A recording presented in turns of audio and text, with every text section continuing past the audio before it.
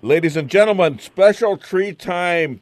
Weinbaum regular and star of the Dave Weinbaum Show, second most powerful person in the state of Israel and his own home, according to his wife. Official rabbi to the Rolla and St. James area of Missouri, and future chief rabbi to the Third Temple, Rabbi Moshe Rothchild. Hi, how are you? Oh, I'm good, doing good, Dave. How are you? I'm good, thanks. Hey, the Great. U.S. officially cut $65 million from Palestinian aid. Along with the cuts to Pakistan and the UN, what message is being sent? The message being sent is that the UN better clean up its act. The truth is that the UN aid to the Palestinian refugees is exactly what has maintained them as refugees for the last 70 years or so, and they're living off the dime of pretty much the United States, which provides most of the funding to the UN and to their committee that supports the refugees. And this is exactly why they have not tried at all to integrate into the larger Arab population, because they are getting a free ride. And so this is the best thing in the long run, what the U.S. is doing to the UN. It'll help end the Palestinian refugee problem. And part of this money that the U.S. paid the Palestinian Authority was used to pay jihadists to murder Jews. Is that correct? That's correct. And I think we spoke about this the other week, I'm not sure when, about the Taylor Force Act, that it passed in Congress unanimously that U.S. dollars cannot be used to aid the Palestinian Authority until they stop the practice of rewarding terrorists for acts of terror. They pay them if they kill a Jew, if they wound a Jew, if they attempt to. They receive a monthly stipend from the Palestinian Authority, and that money is coming directly from the pockets of hardworking Missourians, if that's the right word, and people from all over the United States. They're taxpayer going to support terrorism. Yeah, that was close enough, Rabbi. Was that the Hebrew pronunciation or what? I don't know. Is it Missourians? Is that the here's a serious question. When God gave the Jews Israel, the land of Israel, was it in perpetuity, or were there conditions? Well, it was in absolute perpetuity, as the Bible tells us, forever. I'm actually putting together a list of those sources, and what I've discovered, just in the 5 books of Moses alone, there are probably more than 100 times that it says it, and it is an unconditional gift of God to the Jewish people. Now, of course, if you don't believe in the Bible, that's one thing, but I think most of your listeners do. What about God's involvement in Jerusalem being the capital of the state of Israel?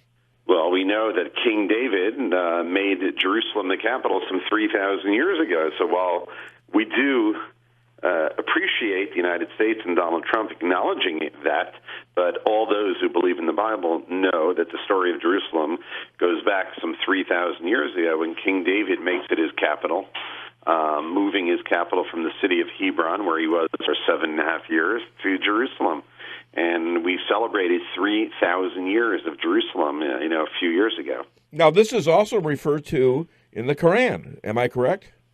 That is correct. How many Muslims today believe Israel is the Jewish state as assigned by Allah? Well, there aren't that many, but they are out there. That is true. They definitely are out there. And if you're an honest Muslim and you realize that Jerusalem's not mentioned once in the Quran, and it's mentioned, not only over 600 times in the Jewish Bible, but also the Quran acknowledges the land of Israel as belonging to the Jewish people. So, but there's politics attached to religion as well. So, in other words, many Muslims don't believe that particular passage in the Quran.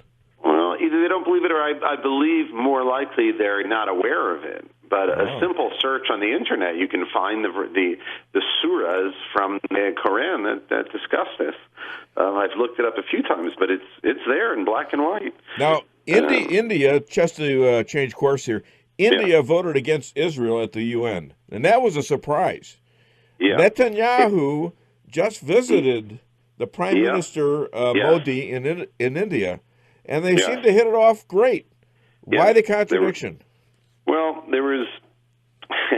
Well, why the country? But first, let me just mention something about that. Netanyahu went to India this week, and we've really improved relations with India. Israel had a $500 million, that's $500 million military deal with India. India was supposed to buy $500 million worth of their anti-tank missiles from the Israeli military industries, and that deal was canceled. But this week, when Netanyahu was there, he got the Indians are recertifying that deal, and the papers here have been reporting under the cute little expression that Bibi's coming home with the kosher bacon back to Israel. So now, for those of you in Branson, the Indians are from India, these particular ones, not Native American Indians, all right? No, we're not talking like the Navajos. And now, finally, India. Rabbi, I have a safety tip for you. You never want to wear earrings in a rough neighborhood because they can be used as handles to pull your ears off during a fight. So there's my advice to you. Thanks for the tips, Dave. Anytime. So take those big old earrings you wear all the time off. They're not becoming you anyways. All right, ladies and gentlemen, I'm not going to let you respond to that. You're not going to get a chance to deny it. I'm not going to respond, but I just want your listeners to know, as the Israel update, that this week Israel bombed and destroyed a Hamas terror tunnel that went from Gaza underneath the ground 590 feet into the land of Israel. And the Israeli Air Force had to destroy that tunnel. Mazel tov. That was a big win. Mazel tov. Well, thank you, Rabbi, and hi to Yonit and the kids. And Shabbat Shalom. Shabbat Shalom, Dave.